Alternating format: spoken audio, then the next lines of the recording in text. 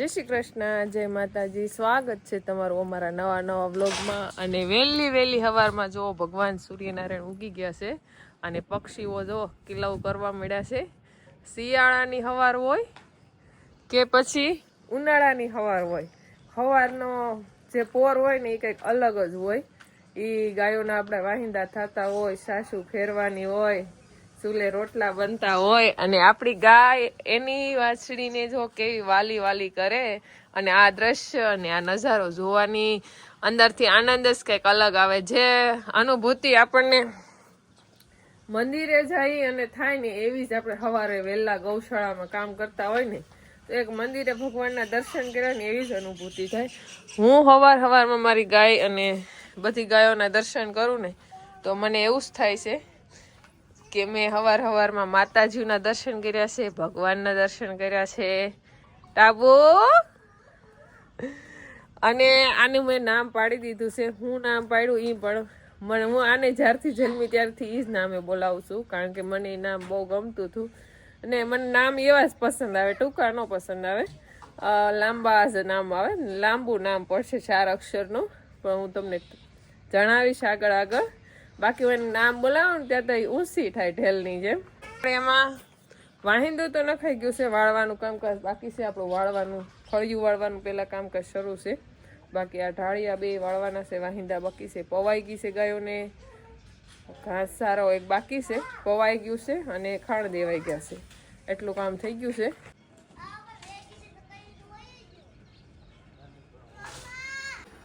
તો આપણે ગાયોનું કામ બધું કરી લીધું છે ને વહેલી સવારમાં અત્યારમાં કુરિયરનું પેકિંગનું લઈ લીધું છે કામકાજ. કારણ કે આજે આપણે કુરિયર કરવું જ પડશે, એમાં કઈ હાલશે જ નહીં. અને ઘી આપણું આ વખતે ઓછું છે, 5 કિલો આમાં ભર્યું છે ને બીજું આપણે બધું આમાં ભર્યું. કારણ કે આપણે ખજૂર પાક અને આપણા મેથીના લાડુ બનાવીએ એમાં ઘી જોઈ જાય, અને ઘી થોડુંક રાખ્યું છે, હજી બનાવવાનું છે એટલા માટે. તો પેકિંગ કરી લઈએ અત્યારમાં. હજી આપણે મેથીના લાડુ તો પેકિંગ કરી દીધા છે, બોટલમાં ભરી લીધા છે, પણ હજી ખજૂર પાકને આપણે બધા બોક્સ જોખી ભરવાના છે. નવી ખુશીની વાત જણાવું કે નવો કાંટો લઈ આવ્યા છીએ. તો હવે આપણે થોડું જોખવાનું હોય કે જાજુ જોખવાનું હોય, મૂંઝાઈ નહીં. પાસે નાનો કાંટો હતો તો એ કાંટે કામ હાલતું નહીં, એટલા માટે હવે આપણે આ મોટો લઈ લીધું છે. ગમે એટલું આપણે થોડુંક એવું વજન કરવું હોય તો થઈ જાય, ને વધારે કરવું હોય ને વજન તો પણ થઈ જાય. અને પેલું વજન તો અમે પૂરવાનું, એસીનું, જેનીનું, કાનાનું, બધાયનું કર્યું હતું. પણ જો આપણે સુરત ત્યાં ભત્રીજ આવી ગયા છે ને બહુ કાયમ આવ્યા છે ભાઈ. ગોંડલ ગયા ને આપણને હારે આવ્યો હતો ભત્રીજો, એ તો બધા સુરત વહી ગયા ને આ ભત્રીજો તો 2 દીથા મદદ કરાવે છે. તો આપણે હવે આના હારે કામમાં રાખી લઈએ. રેવું એટલે ભાઈ કામમાં જરે ખજૂર બીનો બાકી 1 નંબર. કેમ આપદે? હા, બહુ મસ્ત. આપણે ગયા વખતે ખજૂર પાક બનાવ્યો હતો ને દેશી ખજૂર માલી બનાવ્યો હતો, ને આ છે ઈરાની ખજૂર, સ્પેશિયલ ખજૂર પાકનો ખજૂર આવે ને એનથી. તો આપણે દેશી ખજૂર મીઠો બહુ વધારે લાગે છે, પણ આ ખજૂર પાક બનાવવામાં તો હેલો ખજૂર હોય ને તો આ જ ખજૂર પડે. બહુ મજા આવે બનાવવામાં તે, અને અંદર બધું ડ્રાય ફ્રૂટ મિક્સ થઈ જાય, અને ખાવાની પતિકા બધું સારું પડી જાય. રાધાનું મિલ્કિંગ થઈ ગયું છે, અને રાધા હવે એના જગ્યાએ જાય છે. પેલા શું કેવાય, દકુ હામી રેતી, હવે દકુ આડી નથી આવતી. તો હવે જૈન પપ્પા રાધાને એકલા મિલ્કિંગ કરી લે છે. પેલા મારે હારે રહેવું પડતું, પણ હવે થોડીક રાધા આપડી ડાય થઈ ગઈ છે. ઘણી ડાય, શાંત પડી ગઈ છે રાધા.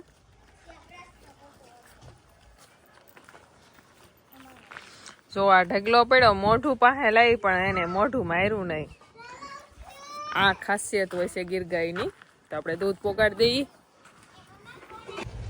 તો આપણી શિવાનીને બધો લંપી હારો થઈ ગયો, પણ આવી રીતના ખાડા પડી ગયા છે અને માયખું કવરાવે છે. તો આમાં માયખું ન બેહે આગળ, અને એને દુખે નહીં. આમ તો ક્યાંય બધું સુકાઈ ગયું છે, કાંઈ એવું ચિંતા જેવું નથી. તો 2-3 ખાડા એવું લાગે છે કે જે આમ રસી જેવું દેખાય છે. તો હું ત્યાં એને દવા લગાડી દઉં બધે જ, જેથી કરીને માયખું ન કોરાવે. અને ઘણો ખરો લંપી જો હારો થઈ ગયો છે, આરામ મળી ગયો છે શિવને.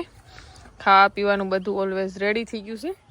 એટલે હવે આ U20 નામની દવા છે, જે તમામ ગાયના આછળમાં કોઈ પણ જગ્યાએ વાપરીએ છીએ આપણે. ડૉક્ટર આવે યોગેશભાઈ ત્યારે તો આપણે દવા પડી છે આપણે ઘરે જ તે તો એ બધી લગાડી દઈએ એટલે શિવને માયખું ન ગવરાવે. શિવો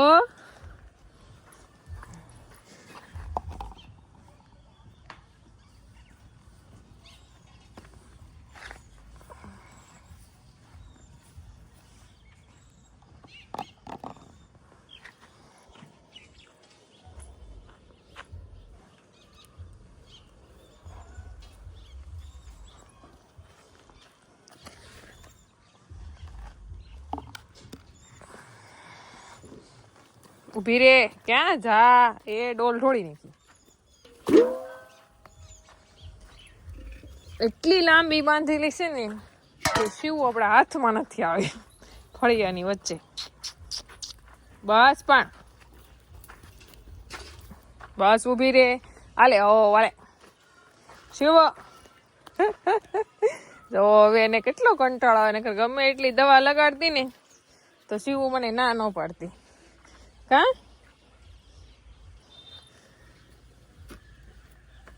આવી રીતના થઈ ગયું છે તો લગાડી દઈએ ને દવા. ડાયરેક્ટલી લગાડો જેથી કરીને શિવે આપણને 2-3 જગ્યાએ દવા લગાડવા દીધી છે. જેનીના પપ્પા આવશે ત્યારે પૂરેપૂરી દવા લગાડશું, કારણ કે હવે એટલી દેશ થઈ જાય છે, ખાઈ પી લે છે, રેડી થઈ ગઈ છે, એટલે હવે આપણને અંબાઈ નથી દેતી, એટલી શક્કર લગાડે છે. તો શિવાની આપણને દવા નથી લગાડવા દેતી બહુ. નહીં. હા હા હા